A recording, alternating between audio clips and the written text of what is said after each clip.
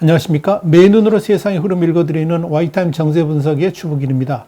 중국이 국경절 연휴 4일 동안 이 대만 방공 식별구역에 무려 149대의 군용기를 보내고 또 미국, 영국, 일본, 호주 같은 6개 나라의 4척의 항공모함을 포함해 가지고 17척의 전투함이 대중국 군사훈련도 하는 일촉즉발의 상황이 벌어졌었죠. 이런 상황에서 미국과 중국의 최고위급 외교 책임자들이 중립국 스위스에서 긴급 회동을 하고 양국 간의 의견을 조율했습니다. 제이크 설리번 미국 국가안보보좌관과 양제스 중국 공산당 외교 담당 정치국원은 6일 스위스 쥐리 공항 근처의 한 호텔에서 만났습니다. 그래가지고 이 현재의 위기 상황 그리고 앞으로의 대처 방안 같은 이런 현안들에 대해서 솔직하게 대화를 나눈 것으로 알려졌습니다. 이 미중 갈등 고조 속에 두 사람의 얼굴을 맞댄 것은 조 바이든 미 행정부 출범 후인 지난 3월에 알래스카에서 이 양측 외교장관을 포함해 가지고 2+2 만남을 가진 이래 처음입니다. 자, 특이한 것은 지난 3월의 알래스카 회담과는 달리 이번에는 회담 장면을 언론에 전혀 공개하지 않았다는 점입니다. 이건 중국이 이런 만남을 중국 내의 언론 플레이용으로 활용하면서 회담의 성격을 전랑 외교식의 공격적 행동으로 변질시키는 것에 대해서 미국이 기피를 해서 그렇게 진행된 것으로 이렇게 보여집니다. 이번 이 양국 회담 후에 그 결과는 성명을 통해 브리핑한 것이 전부입니다. 자, 그렇다면 이번 설리번 양제스 만남에서 미국은 중국에 대해서 무슨 말을 했을까요? 우선 이 설리번 보좌관이 성명을 통해서 브리핑한 내용을 보면 미국이 이번 중국과의 최고위급 대화에서 핵심 포인트가 무엇이는지 짐작할 수가 있습니다. 이날 회담은 6시간 동안 진행이 됐는데요. 이 회담에 대해서 설리번 보좌관은 양국이 초국가적인 필수 도전과제 대응, 그 다음에 양국 관계의 위험 관리 방법 등 협력 관심사가 있는 분야에 대해 솔직하게 의견을 개진했다. 이렇게 설명했습니다. 그러면서 중국의 인권, 신장 위구르 문제, 홍콩, 남중국해, 대만 같은 중국의 행동과 관련해 가지고 미국이 우려하는 수많은 분야를 거론했다 그랬습니다. 또 중국과의 고위급 접촉을 이어가겠다는 이런 관여 의지도 분명하게 했다. 이렇게 밝혔습니다. 이와 함께 회담 후에 있었던 브리핑에서 미 고위 당국자는 솔직하고 광범위한 논의가 생산적으로 이루어졌다 그러면서 바이든 행정부 출범 이후에 중국과 이루어진 가장 면밀한 논의였다라고 평가를 했습니다. 자, 전반적인 상황을 보면 이날 미국의 설리번 보좌관은 중국의 양세스에게 미국이 하고 싶은 말들을 다 했다라고 정리할 수 있을 겁니다.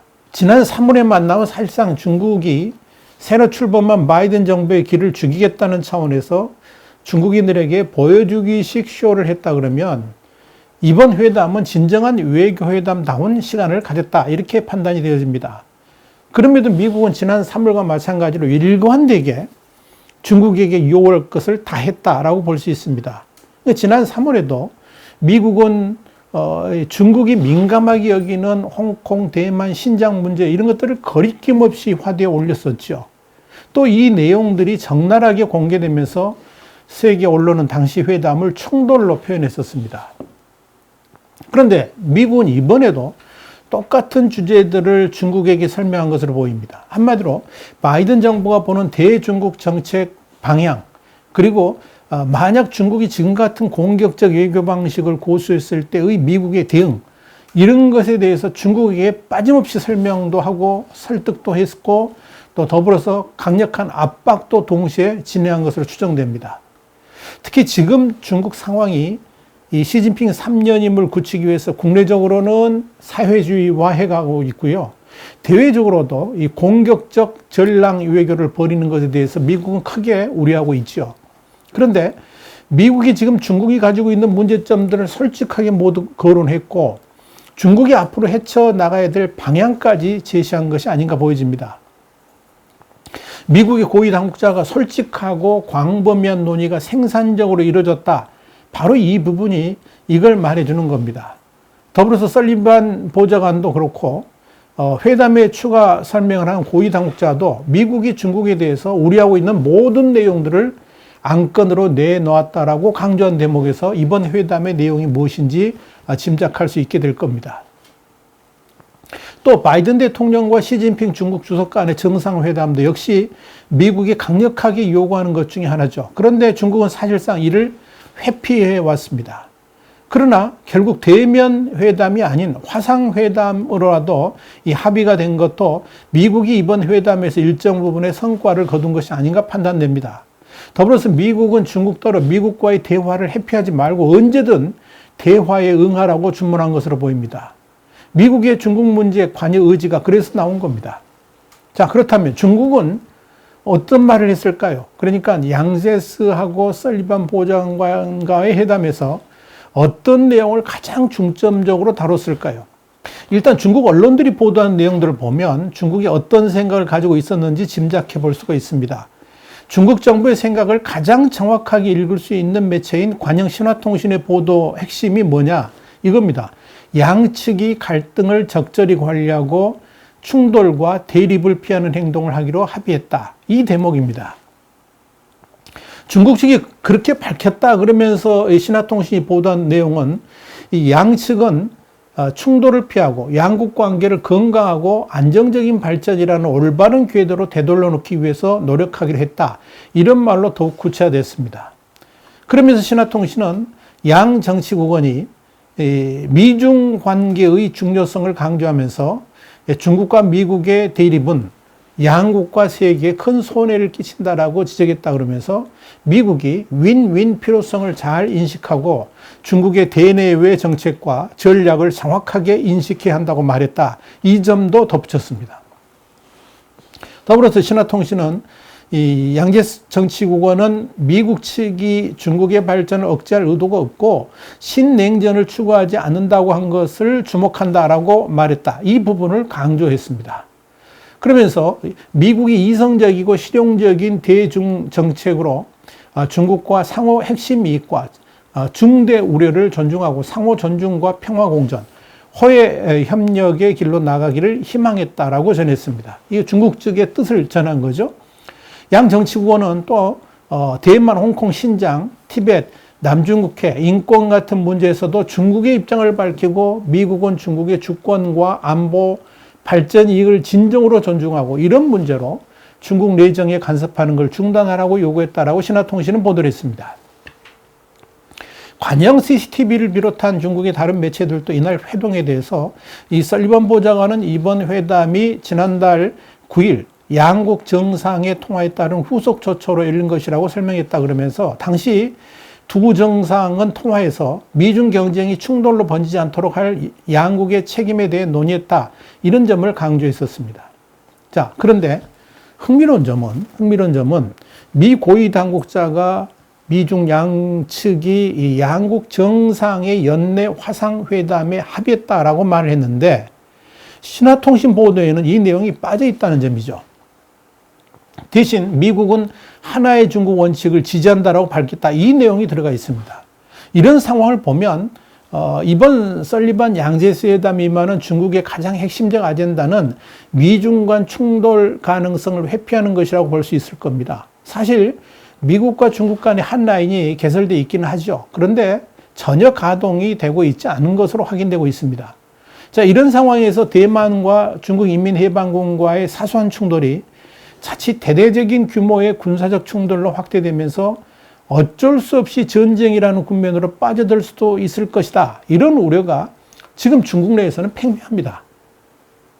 중국은 결코 미국과의 군사적 충돌을 원하지 않습니다.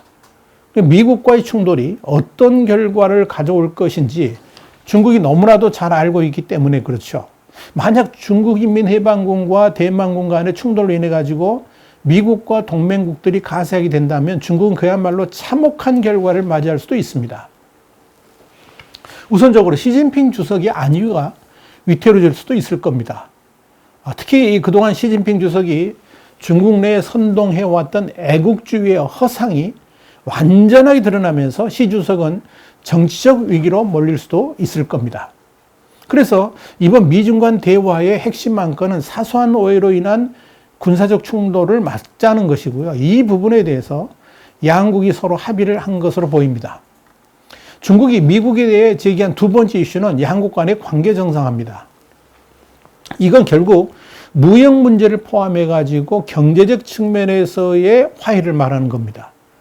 그러나 여기에 대해서 미국은 중국의 인권 문제라든지 신장 위구르 문제 그리고 홍콩 문제들을 거론하면서 여기에 대한 이런 문제들에 대해서 해결이 되지 않는다 그러면 미중 간의 관계 정상화는 있을 수 없다.